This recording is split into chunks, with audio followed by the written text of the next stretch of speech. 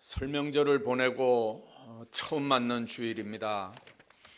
주님의 은혜와 평강이 여러분들 가정과 경영하는 생업과 그리고 직장에 충만하시기를 주의 이름으로 축원합니다. 설명절에 많은 덕담들을 나누어 쓰리라고 생각을 합니다. 모처럼 흩어져 살던 가족들이 또 일가 친지들이 한자리에 모여서 얼마나 행복한 시간들을 가졌겠습니까? 가정의 중요성, 가족들의 귀중함이 새로워진 명절이었기를 바랍니다. 그런데 들리는 뉴스들은 명절 때문에 이혼 건수가 몇 배로 늘었다는 소식도 들리고, 어른들을 찾아서 인사하는 설명절 고유의 정신이 없어지고 해외로 나가는 여행객들이 얼마라는 소리가 들리고, 또 어떤 여행단체가 주관이 돼서 설명절 없애기, 제사 폐지 운동 서명에 들어갔다는 그런 얘기들이 들립니다. 지금까지 제가 드린 말씀, 그건 나하고 상관없다 그렇게 여러분들 생각할지 모르지만 누구에게나 해당되는 얘기가 하나 있습니다. 이제 한 살씩 먹었다는 얘기고요. 이제는 그러기 때문에 몇 살이 됐느냐 하는 얘기입니다. 어떤 분에게 문자가 와서 제가 답장을 그렇게 보냈습니다. 새해 복 많이 받으시라고 그러길래 떡국은 드시지 말라고, 나이 한 살 더 먹는 거니까 떡국은 드시지 말라 이러니까 한참 있다가 문자가 왔는데, 목사님 떡국 먹었어요. 근데 점을 똑똑똑똑 찍어놓고 뭐라 그랬냐면, 떡국을 먹으면 나이 한 살 까먹는다고 해서 떡국을 먹었어요. 까먹든 먹든 여러분들 방법 없이 이제 설 쇠서 한 살 더 먹었습니다. 우리는 매일 달력을 보면서 살아갑니다.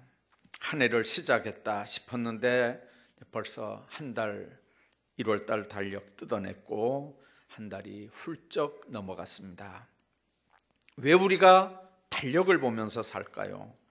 그것은 우리가 인생을 계산하며 살기 때문에 그렇습니다. 아무리 대단한 인생도 달력을 초월하며 살 수가 없고, 세월을 이길 수 있는 장사도 세상엔 없습니다. 오늘 본문에 보면 믿음의 조상 야곱이 애굽의 바로왕을 만납니다. 바로왕은 야곱에게 먼저 이렇게 묻습니다. 내 나이가 얼마냐? 노인 야곱에게 바로가 아마 궁금해서 물었겠죠. 첫 질문이 네 나이가 얼마냐 였습니다. 그때 야곱은 진지하게 이렇게 얘기합니다. 내 나그네 길이 세월이 130년이니이다. 내 나이가 얼마 못 되니 내 조상의 나그네 길의 연조에 미치지 못하나 험악한 세월을 보냈나이다. 야곱의 이 대답은 사실입니다. 그리고 그 대답 속에는 매우 철학적인 의미를 담고 있는 답입니다. 야곱의 130년 세월은 조상의 연조에 미치지 못하는 게 사실입니다. 할아버지 아브라함은 173세까지 살았고 아버지 이삭은 180세까지 살았습니다. 즉 거기 비하면 야곱은 130년 조상의 연조에 미치지 못하죠. 그렇지만 야곱은 험악한 세월을 보냈다 그렇게 말합니다. 나그네 길의 세월이 130년이라는 말씀은 뭘 의미하는 말일까요? 오늘은 이 말씀을 생각하면서 성령께서 우리에게 주시는 메시지를 받기를 원합니다. 이 당시에 나이를 묻는 건 인생의 연륜을 묻는다는 의미에서 지금과 별로 다르지 않습니다. 야곱이 아들의 손에 이끌려서 지금 바로 앞에 섰을 때 당시 바로인 람세스 2세는 늙은 야곱을 보면서 네 나이가 얼마냐 그렇게 지금 묻는 겁니다. 야곱은 바로에게 자신의 나이를 말하고 그 나이 속에 숨은 자기의 진실한 삶을 지금 고백합니다. 나이는 연륜입니다. 그 사람의 역사입니다. 그 사람의 과거입니다.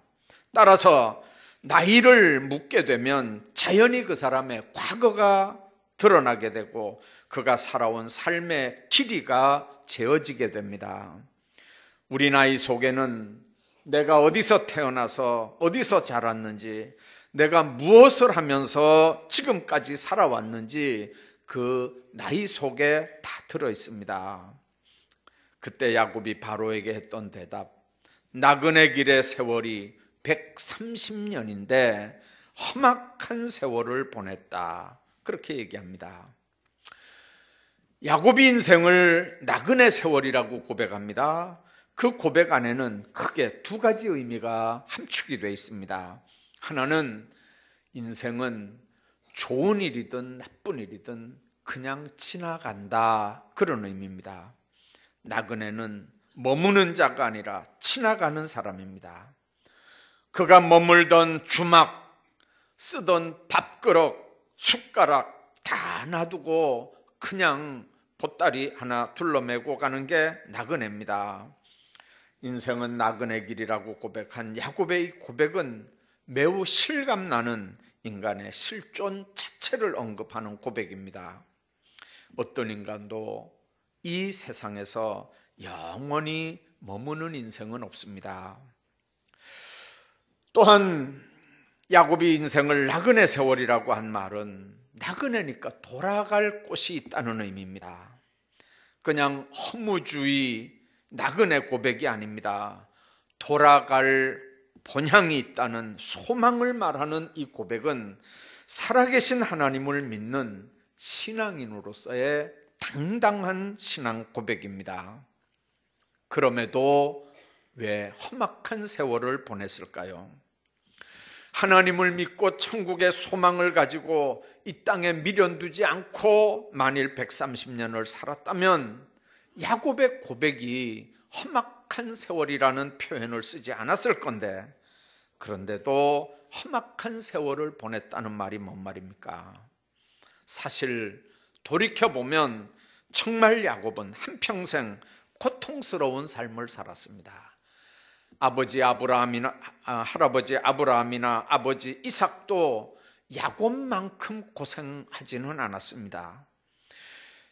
여러분들, 형에게서 장자권을 빼앗은 그날부터 시작해서 야곱의 인생은 생명을 부지하기 위해서 아버지 집을 떠나서 도망자 신세가 됐습니다. 사랑하는 아내를 얻기 위해서 14년 동안 라반의 집에서 긴 머슴살이를 해야 했습니다. 간교한 장인 라반의 꾀 때문에 품삯을 10번이나 속임을 당합니다. 외동딸 디나가 세겜 청년에게 욕을 당하는 슬픔도 겪었고, 그 일을 복수하기 위해서 두 아들이 가서 잔인하게, 아주 무자비하게 그 모든 사람 남자들을 다 죽이는 사건 때문에 이 야곱 집안이 다시 한번 생명의 위험한 일을 당하는 일도 있었습니다. 7년 동안 고달픈 머슴살이를 수일같이 여길 만큼 사랑했던 아내 라헬이 두 번째 아들 베냐민을 해산하다 죽는 모습도 봤고, 첫째 아들 요셉도 청년도 아직 안 된 나이에 형들에게 잡혀서 애굽에 팔려갔는데 피 묻은 옷을 갖다 야곱에게 줬기 때문에 그 아들이 죽은 줄로 알고 슬픈 세월을 보내기도 했습니다. 나이 더 들어서는 장자 루벤이 자기 첫 빌하와 간통하는 일도, 그런 폐륜도 겪어야 됐고, 그동안 기근 속에서 온갖 두려움과 불안한 삶을 사실은 야곱이 겪어야 했습니다. 이 모든 일들을 생각하면 참 야곱이 고통스럽고 쓰리고 아픈 그런 불행한 삶의 연속이었던 걸 우리가 봅니다. 그래서 야곱은 자기가 험악한 세월을 보냈다, 그렇게 고백을 하는 겁니다. 인간적으로는 축복을 받아보겠다고 형을 속이고 발버둥을 쳤는데, 그런데 야곱의 나이 130년 속에는 이렇게 믿음의 무게와 죄의 무게가 다 들어있는 그런 130년입니다. 두 번째로 나이를 묻는 건 인생의 현재를 물어보는 겁니다. 야곱이 나이를 말하면서 나그네라는 말을 두 번이나 합니다. 130년을 살아도 인생은 나그네라는 뜻입니다. 야곱은 자신의 나이를 말하면서 바로에게 인생의 의미를 지금 깨우치는 겁니다. 당신이 당대 최고의 나라, 그 중동 지역을 제패하는 이집트의 최고의 바로지만 당신 람세스 2세, 당신도 나그네라는 뜻입니다. 이런 모습은 야곱 자신의 신앙적인 나이에 맞는 일을 지금 하는 겁니다. 인생은 자신의 나이에 맞는 일이 있습니다. 야곱 나이 130, 그 몸은 쇠약했고 그 눈은 이미 어두워져서 자녀들의 부축을 받으면서 바로 앞에 섰습니다. 정말 사람의 눈으로 볼 때는 이제 그가 더 이상 할 일이 없어진 것처럼 보입니다. 그러나 야곱은 자신의 나이에 맞는 일을 지금 찾아냅니다. 야곱은 바로를 깨우치고 바로를 축복하는 일을 하는 겁니다. 참으로 신앙인다운 일, 나이에 맞는 일을 순간이라도 찾아내는 겁니다. 인생이 자신의 나이에 맞는 일을 찾아낼 수 있다는 게 바로 신앙의 힘이고 현주소입니다. 오늘 본문 10절에 있는 말씀 보면 야곱이 바로에게 축복하고 그 앞에서 나왔다고 그랬습니다. 야곱이 바로를 축복했다는 말은 단순히 문안인사했다는 말이 아닙니다. 구약시대 족장들의 축복권은 하나님이 아브라함과 맺은 계약에 근거한 권한입니다. 야곱은 이러한 축복권을 가지고 그동안 바로가 요셉에게 베풀어준 호의에 감사하는 마음으로 마음껏 바로를 축복했을 겁니다. 세상적으로 볼 때 권세와 부귀 영화는 바로가 세상에서 제일 가는 자리에 앉아 있는 거지만 야곱은 그런 것들은 못 가져 있어도 하나님의 종으로 축복권을 행사하는 권한을 위임받아 있는 겁니다. 가나안 땅에 기근이 심해서 애굽 땅에 우거하기 위해 내려온 야곱은 재물도 없고 권세도 없고 풍채도 없고 참으로 보잘것없는 한 사람의 노인이었지만, 그러나 그 야곱은 바로를 축복합니다. 바로는 그런 야곱에게 축복을 받습니다. 이게 바로 영계의 질서입니다. 여러분들, 야곱은 첫 출발을 어떻게 합니까? 어머니 뱃속에서 형의 발꿈치를 잡고 세상을 나옵니다. 에서에게 팥죽 한 그릇을 주면서 축복권을 빼앗습니다. 앞을 못 보는 아버지 눈을 속이면서 축복을 빼앗습니다.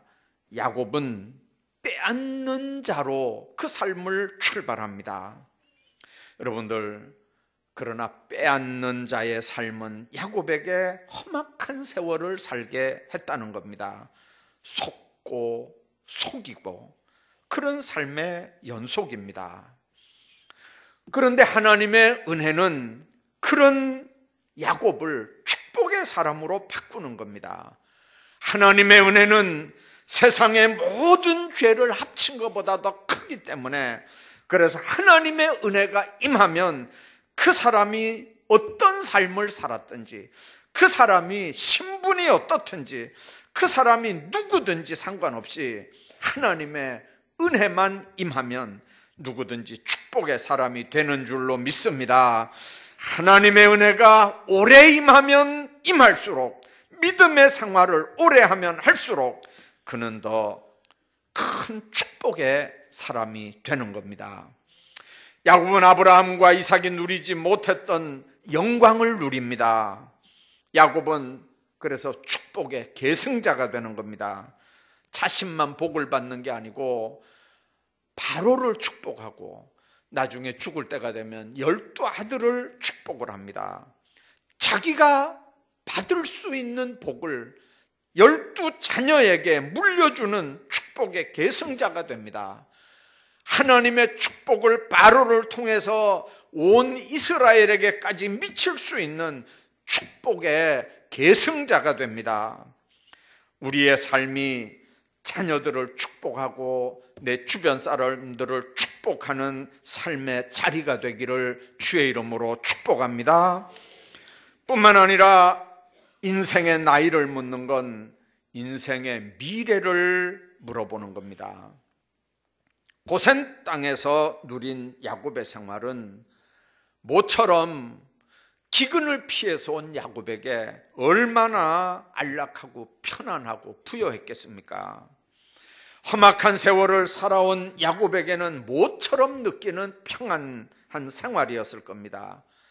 그러나 야곱은 그런 평안함 속에서 서서히 다가오는 생의 최후를 느끼고 있었고, 이제 죽음에 대한 준비로 자신의 장래를 위한 유언을 하게 됩니다. 오늘 우리가 10절밖에 안 읽었는데 뒤에 29절부터 30절에 있는 말씀 보면 이런 말씀이 있습니다. 이스라엘의 죽을 날이 가까우매 그가 그 아들 요셉을 불러 그에게 이르되 이제 내가 네게 은혜를 입었거든 청하노니 네 손을 내 허벅지 아래 넣어서 나를 인애와 성심으로 내게 행하여 애굽에 나를 장사하지 아니하도록 하라. 내가 조상들과 함께 눕거든 너는 나를 애굽에서 메어다가 조상의 묘지에 장사하라. 다시 말하면 애굽 땅에다가 묻지 말고 상여를 메고 가나안 땅에 가서 막벨라 굴에 장사 지내달라는 겁니다. 그 막벨라 굴이 어디입니까? 아브라함이 아내 사라를 장사하기 위해서 산 굴입니다. 거기에 아브라함도 들어갔고 이삭도 들어갔고 야곱도 내가 죽으면 그 막벨라 굴에 집어넣어 달라는 겁니다. 여러분들, 이것은 야곱의 또 다른 귀한 신앙의 일면입니다. 그가 죽은 다음에 막벨라 굴에 가나안 땅에 묻히기를 소원한 건 단순히 거기가 고향 땅이어서만은 아닙니다. 가나안 땅은 하나님의 약속의 땅이었기 때문에 그렇습니다. 할아버지 아브라함, 자기 아버지 이삭, 자신과 자기 후손들이 누려야 되는 영원한 기업의 땅인 걸 야곱은 한시도 잊지 않았습니다. 그래서 야곱은 아브라함의 후손들이 반드시 때가 되면 그 가나안 땅으로 들어가게 될 것을 믿으면서 지금 요셉에게 맹세를 시키고 유언을 하는 겁니다. 이렇게 가나안 땅은 하나님 나라의 모형입니다. 그래서 야곱은 가나안 땅에 묻히고 싶어 했고 하나님께서 약속한 땅을 죽은 다음에라도 떠나지 않으려고 하는 신앙 때문에 동시에 하나님 나라를 사모하는 그의 신앙적인 표현이 그런 유언으로 나타나는 겁니다. 그래서 효자 요셉은 국무총리라고 하는 막강한 권력과 위상을 가지고 당대에 그랬던 것처럼 자기 아버지 야곱을 미라로 만들어서 피라미드 속에 아주 멋있게 이렇게 장사를 지낼 수 있었음에도 불구하고 유언을 따라서 불편한 장래 행여를 가나안 땅 막벨라 굴까지 가는 겁니다. 그런데 여러분들, 출애굽기를 읽어보면 놀라운 사건이 기록이 됩니다. 그날 야곱의 관이 지나간 그 길을, 요셉에 의해서 야곱의 관이 지나간 그 길을, 막벨라 굴까지 가는 그 길을 뒤에 출애굽기에 보면 모세가 애굽에서 나와서 하나님의 법궤를 앞장 세우고 가는 길이 바로 야곱이 상여가 가던 길로 지금 가는 겁니다.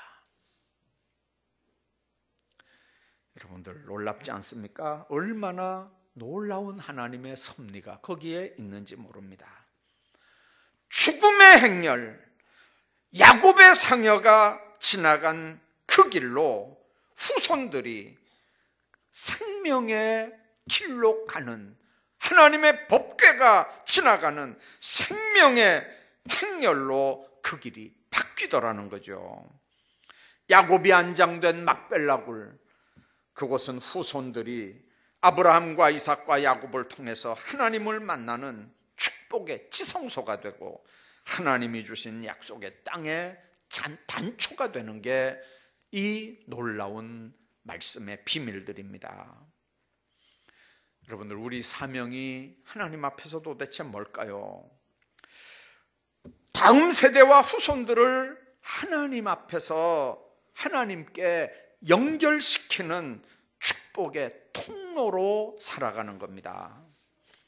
우리가 걸어가는 길이 우리 자손이 걸어가는 길이 되고, 그 길이 세상을 밝게 해주는 길이 되고, 그리고 내가 죽어 메어져 가는 그 길이 내 자녀들이 하나님의 말씀을 앞세우고 걸어가는 소망의 길이 된다고 하면, 여러분들, 내가 죽어서 관에 담겨서 가는 그 길 얼마나 보람되고, 그렇게 된다면 우리가 무엇을 더 이 땅에서 바라겠습니까? 하나님의 약속에 자신의 전 생애를 맡기고 험악한 세월을 속에서도 오로지 소망 가운데 살았던 야곱, 우리도 야곱보다 인간적으로 한번 잘 살아보겠다고 발버둥을 치며 살고 있지 않습니까? 우리도 야곱처럼 얼마든지 실패할 수 있습니다. 우리도 얼마든지 넘어질 수 있습니다. 우리가 몇 살을 살았든지 우리도 험악한 인생을 살 수 있습니다. 그러나 오늘 우리가 분명하게 기억해야 되는 게 있습니다. 한 살씩 먹으면서 생각해야 되는 건, 세상 사람들 기준으로 성공이 됐든지 실패가 됐든지 간에 하나님의 일을 이루어드리는 삶을 살아야 된다는 겁니다. 그래야 내가 가는 그 길로 내 후손들이 생명의 길로 가는 거기 때문에 우리들도 축복의 계승자로 내 자녀들이 걸어갈 축복의 행로로 살아가야 된다고 하는 겁니다. 내 당대 잘 먹고 잘 사는 게 내 삶의 목적도 목표도 아니지 않습니까? 내 후손이 더 잘 살도록 후대 앞에 믿음을 물려주고 그런 길을 닦아간다면, 내가 비록 죽어서 관 속에 들려져서 사람들에게 메어져서 가는 그 길이지만, 그러나 내 후손들이 하나님의 법궤를 앞세우고 그 길로 가는 길이라면 하나님 앞에 얼마나 복되고 아름다운 길이냐, 그 말입니다. 여러분들, 그런 길을 닦으면서 가는 의로운 믿음의 조상들이 다 되시기를 주의 이름으로 축복합니다. 이것이 자신을 나그네라고, 그러나 험악한 인생을 살아오면서 하나님의 뜻을 이루어드린 당당한 나그네라고 하는 걸 고백하는 야곱의 인생입니다. 네 나이가 몇 살이냐? 올해 여러분들의 나이가 몇 살입니까? 우리가 정말 야곱처럼 누구 앞에서도 당당한 나그네로, 그리고 부끄러움이 없는, 자녀들의 길을 미리 닦고 예비하는 그런 부끄러움이 없는 나그네로 주님 앞에 살아가시기를 주의 이름으로 축복합니다.